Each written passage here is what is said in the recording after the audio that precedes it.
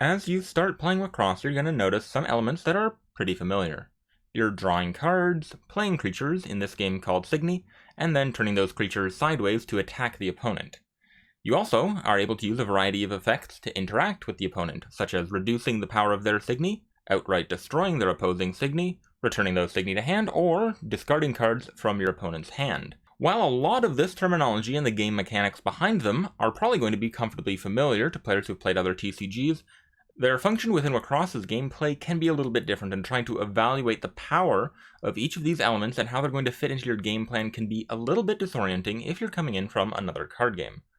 So if you are looking at a big pile of cards that you just opened up from a booster box, or you're looking at a list of singles online on a website, and you're trying to figure out which of these are going to be a good addition to your deck and which cards can safely be left in the pile or sitting on the internet, here are just a few basic principles for card evaluation that should hopefully help. Most trading card games have a general concept of card advantage, which is basically the idea that cards being more or less equal, the player who ends up holding the most cards over the course of gameplay is going to be the player with the best chance of winning that game. While this concept of card advantage does carry over to Wixoss, it is a much smaller part of the game compared to games like Magic the Gathering. One of the big things that helps with this is that in Wixoss your field is limited to 3 Signy and you're drawing 2 cards per turn, meaning it doesn't take a whole lot of extra cards to keep up even with your opponent performing repeated field wipes turn after turn. Further, there are very few playable spells within Wixoss. Most of the cards you're going to be playing are Signy, which means that those 2 cards you're drawing each turn are going to be filling in 2 lanes. And if all of that is still not enough, there's also the Lyrig deck, which will often include additional effects that provide additional sources of cards. Even with all of these sources, you can absolutely still run short of cards in Wixoss, so it's important to make sure you have at least a few tools to add more cards to your hand. But generally speaking, card advantage on its own is not going to be a win condition like it can be in Magic the Gathering and other similar games. So you want to make sure you're not overloading your deck with card draw at the expense of other aspects, like removal. In many TCGs, the main function of cards that remove opposing creatures is defensive. You target and remove a threat. In Wixoss, the function of removal is quite the opposite. It is an offensive tool. Threats on the opponent's side of the field can generally be removed with attacks without too much trouble, but it's nearly impossible to actually damage the opponent with attacks on their own. Which means that removal is going to be a crucial component of every deck's game plan, so you want to make sure that your deck has enough of it and that it is accessible. One of the things that can trip newer players up is that bounce or return to hand effects are actually quite strong within Wixoss.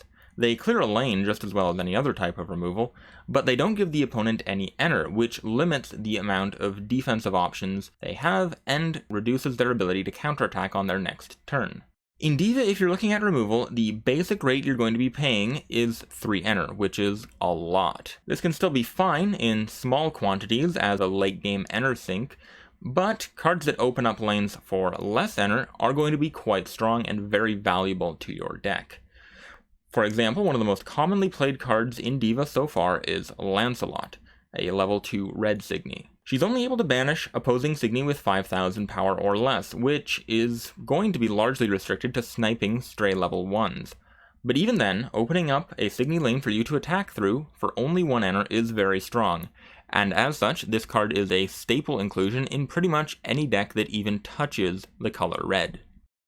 Which brings us to the role of power in Wixoss. Signy power is generally not all that important, but it does play a minor defensive role. The most efficient removal, and hence the most commonly played removal, will either target low level or low power Signy, so a field of high power, high level Signy will be more difficult to attack through. Generally, even on well-developed boards in the late stages of the game, there are going to be enough weaker cards floating around that it's not going to be too hard for your opponent's removal to knock a hole in your defenses. But a more powerful field can mean the difference between the attacker opening up 1 lane to attack through, or opening up 2 or 3 lanes and getting in quite a lot more damage. In terms of deck construction, it's generally pretty safe to ignore Signy power. It's usually only something that comes up during gameplay. When you're building your deck, you want to keep your focus on the Signy's effects. There's a ton of tempting cards to decide from when you're building your Lyrig deck. For example, for only 2 enter, Toko level 2 banishes 2 Signy without any restrictions on the target's power or level. Comparatively, a card like Umur Down, who downs to opposing Signy for 3 enter, might look a lot less appealing. But Umber Down is a much more important card. This might initially seem counterintuitive since removal is so important, but Umber Down is playable during the opponent's attack phase, while cards like Toko are only playable during your own main phase, which means Umber is able to play defense while Toko is only able to push offense. And most importantly, your main deck is going to have plenty of options for offense and also card draw, even if they're less efficient, but it will almost never have any effects that are able to interact during the opponent's turn. Particularly in the Diva format, where nearly all of the attack phase effects are in level 2 assists, it's vitally important to maximize your defensive effects where they are available. Other slots in your Larig deck, like your level 1 assists and your pieces, can be used for card draw or removal as your deck needs them, but as a general rule, if the slot allows for an attack phase effect, you should probably be playing an attack phase effect. Finally, just a minor note on life bursts. Given that half the cards in your deck, and hence, on average, half the cards in your life cloth are going to have life burst effects, it can be tempting to weigh these effects quite heavily, especially since they are quite powerful, and they do trigger during the opponent's turn when they are attacking.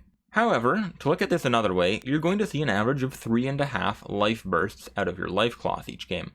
But you'll also see a dozen or more of these same cards going through your hand and field over the course of the game, so you want to prioritize accordingly.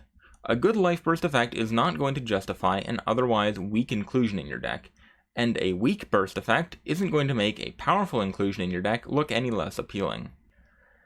Hopefully all of this has given you a decent starting point to evaluating the power and usefulness of cards within Wixoss. I focused mostly on the Diva format since that's what's releasing in English, but generally these rules hold true for Wixoss's other formats just as well.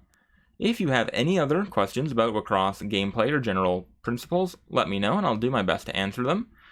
And until next time, have a great day and I'll see you in the next video.